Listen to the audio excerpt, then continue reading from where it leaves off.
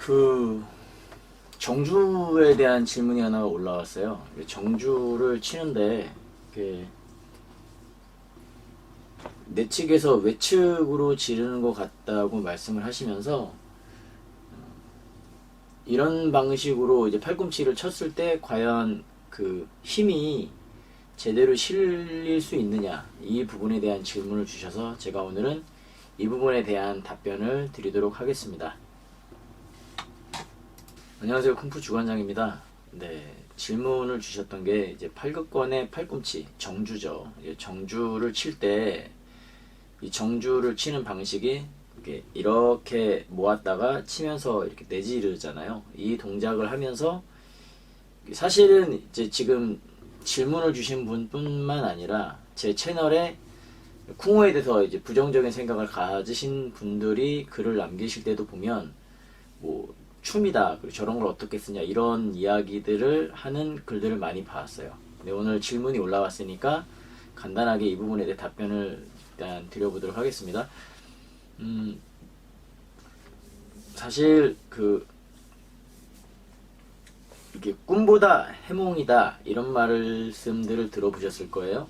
그러니까 꿈을 꾸는데 어떤 꿈을 꿨을 때 이 꿈을 긍정적으로 해석을 할 수도 있고 부정적으로도 해석을 할 수가 있잖아요. 팔꿈치 공격은 굉장히 강한 타격 중에 하나입니다. 그게 그럴 수밖에 없는 게 내 몸의 중심에서 가까워요. 내 몸의 중심에서 가까운 동작일수록, 내 몸의 중심에서 가까운 힘내는 방식일수록 더 강한 힘을 내기가 쉽죠. 그래서 이제 권을 지르더라도 이렇게 멀리 때리는 원투 같은 것보다 근접한 상태에서 이렇게 어퍼나 이렇게 훅이나 이런 동작으로 쳤을 때 몸을 고정하고 이걸 쓰지 않고 그대로 몸의 회전력을 통해서 쓸 수가 있기 때문에 좀 더 효과적인, 좀 쉬운 그런 힘을 전달할 수 있죠. 일반적으로 우리가 생각하는 팔꿈치의 공격은 이런 식으로 생각을 할 수가 있는데요. 이제 무에타이의 예시를 들으셨는데 사실 무에타이의 공격도 보면 이렇게 휘두르는 공격이 있죠. 여기서 아래로 위로 긋는 공격도 있는데 사실 이렇게 올려서 이런 식으로 들어오는 공격도 있어요. 이런 거는 창의 기술처럼 찌르고 들어온다라고 생각을 하실 수가 있는데 팔극권에 대한 내용들을 이제 많이 책이나 이런 걸 통해서 보시면 이런 내용들이 많이 나옵니다. 뭐 팔극권은 창술에서 나왔다, 이런 얘기를 하는데 그도 그럴 것이 이제 팔극권의 동작 기본 가장 모태가 되는 목권이 되는 초식인 정주 같은 경우 보면 이게 앞을 향하고 있다가 말씀하신 게 이거였던 것 같아요. 안을 향하고 있다가 지르면서 이렇게 동작이 나가니까 내측에서 외축으로 벌리면서 친다라고 이렇게 생각을 하신 것 같은데 사실 이걸 그렇게 해석을 할 수가 있는데 우리가 공격하는 방향은 이쪽 방향, 단방향으로 치고 들어간다고 생각을 했을 때요, 여기서 팔꿈치가 앞을 향하고 있습니다. 들어가면서 역시 이 팔꿈치는 계속 앞을 향하면서 전진을 하고 있고요. 그걸 만들어주는 도움 기관들은 내 몸인 거예요. 여기서 이런 식으로 틀어지면서 팔꿈치가 앞으로 나가게 돼요. 그래서 이 힘이 내측에서 외축으로 벌어지는 힘을 쓴다라고 생각하실 수도 있지만 이 상태에서 그대로 전진하는 힘을 그대로 앞으로 찌르듯이, 창을 찌르듯이 들어가는 공격이라고 이렇게 생각을 하실 수도 있거든요.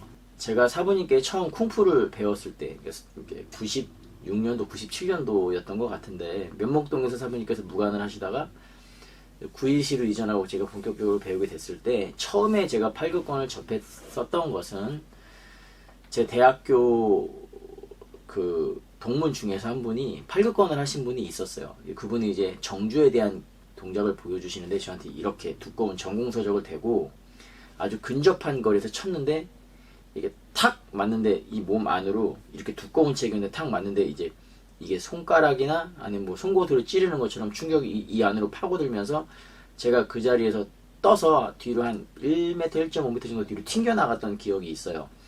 이게 흔히 말하는 우리가 이소룡의 1인치 펀치 같은 거 할 때 많이 시범 보이는 방식 중에 하나긴 한데 팔꿈치 공격을 쳤을 때 동작이 크지 않은데 그 동작에 의한 공격을 제가 받았었거든요. 팔극권의 그 힘을 내는 방식은 이 정주를 치는 그 공격은 팔꿈치의 회전력이나 움직임을 갖고 상대방한테 힘을 전달한다기보다는 내 보법과 몸의 심법과 이런 것들을 통해서 공격을 하면서 그 힘의 전달 루트가 최종 그 밖으로 나가는 돌출부가 팔꿈치인 거죠. 그래서 실제로는 공격 자체는 내 몸에서 십자경을 내고 내 보법에서 기운을 깔고 그래서 이 모든 힘이 연결이 돼서 칠 때 그 힘을 여기서 돌출만 시켜주는 거기 때문에 사실은 이 동작이 굉장히 쉽게 상대방에게 힘을 전달할 수 있는 기술적인 초식입니다.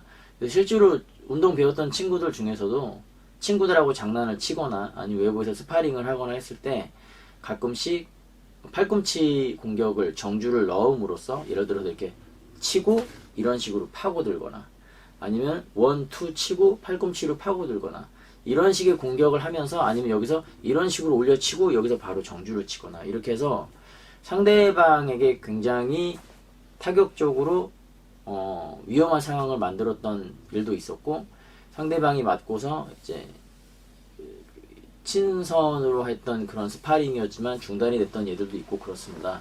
그래서 이제 이 팔꿈치 공격이라는 게 원래 그 자체가 무섭잖아요. 그런데 이제 이게 팔꿈치가 이제 창처럼 이렇게 찌르고 들어갈 때는 또 우리가 이렇게 훅이나 이렇게 어퍼로 건을 치는 것하고 잽이나 스트레이트로 건이 들어갔을 때 느낌이 다른 것처럼 약간 그런 식의 차이가 있다라고 생각이 들고요.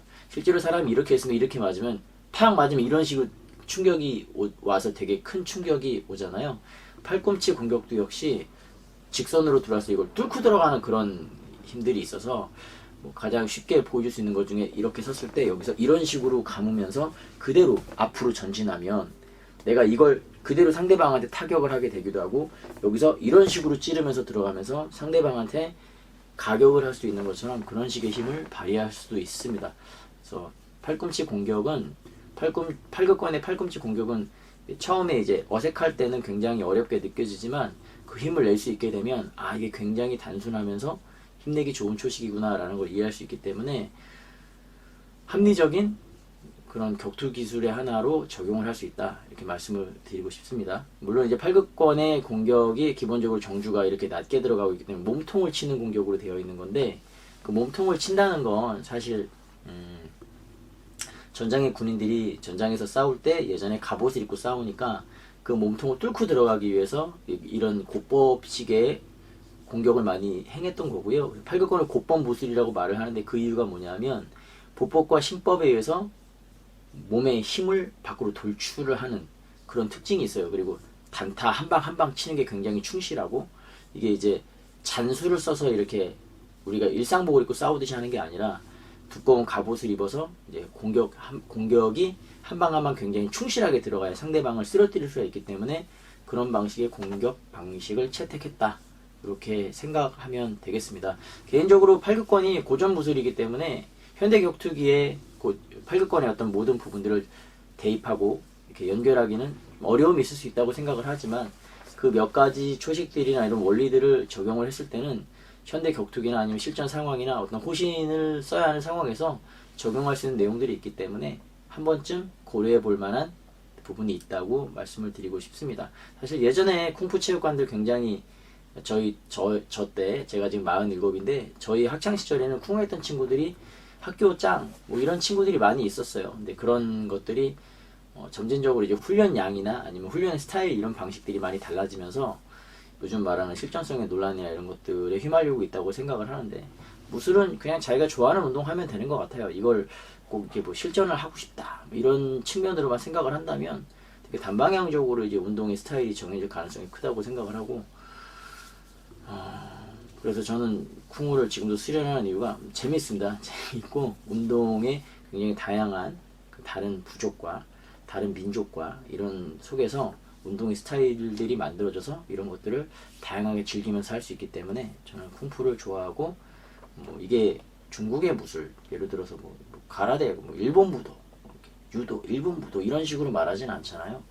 쿵푸에 대해서도 뭐 짱깨 무술 뭐 이런 식으로 좀 이렇게 저평가되면서 이렇게 되지는 않았으면 좋겠습니다. 지금 중국에서 그 국가적으로 뭐 정치적으로 여러 가지 일들이 일어나는 거나 중국 지금 현재 무술하시는 분들이 여러 가지 논란을 일으키는 것들과 원래 이걸 정식으로 제대로 수련했던 분들이 그런 삶을 살아온 것과는 또 별개라고 생각을 하거든요. 그리고 지금도 중국에서도 제대로 정식으로 수련하시면서 자기 수양하시는데 집중하시고 단련하시는 분들도 많이 있다고 생각을 하기 때문에 이렇게 보여지는 것만 갖고 그냥 비방하고 나쁘게 바라보시는 것보다 내가 조금 의문이 있다면 어디 가서든 배워보시고 그 의문점을 해소하시고 즐겁게 자기 단련을 하셨으면 좋겠습니다. 오늘은 제가 여기까지 말씀을 드리고 다음에 또 다시 다른 영상으로 인사드리도록 하겠습니다. 저는 쿵푸를 수련하고 있는 쿵푸아재 주관장이었습니다. 매일매일 행복하십시오. 감사합니다.